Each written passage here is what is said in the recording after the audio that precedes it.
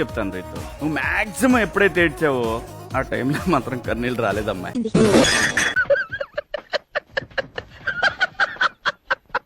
ఇంకిపోయినాయి ఇంక మరి ఏడ్చి ఏడ్చి అప్పుడు వచ్చా.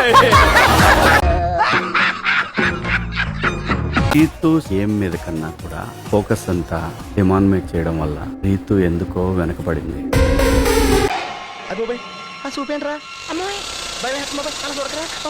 Sorry, demand వెంటబడింది. ఇదంతా ఎలా ఉందంటే అమ్మా, స్ట్రాటజికల్ గా ఏడిస్తే వాడు చోదరుస్తాడు, వాడిని తిడతావు, వాడిని తిట్టినప్పుడు నువ్వు వెళ్ళి మూల కూర్చుంటావు, మళ్ళీ పోయిన తర్వాత ఇదంతా కెమెరా అటెన్షన్ లాగా అనిపిస్తుంది.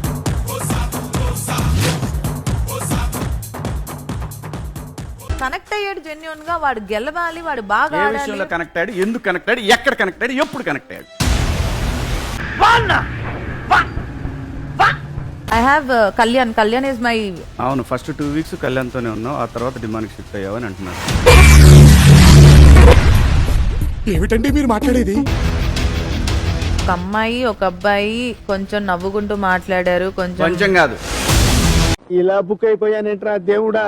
ఒక 2-3 వారాలైతే వీళ్ళిద్దరిని తీసి బయట వేయాలి అనే కామెంట్స్ ఎక్కువ ఉండే.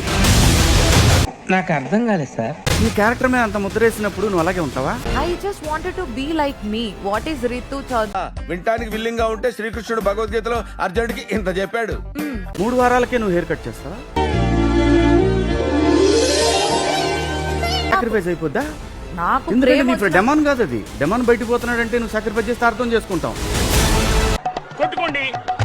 కొట్టుకోండి చెప్తా. సుమనన్నకి నాకు అంత కనెక్షన్ అయితే లేదు.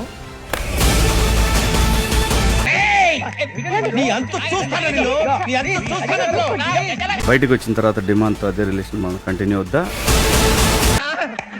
ఏం చేయడం లాట్ సార్, ఇంకా మేము వెళ్ళి రియాక్షన్ తీసుకుంటాం సార్. రారా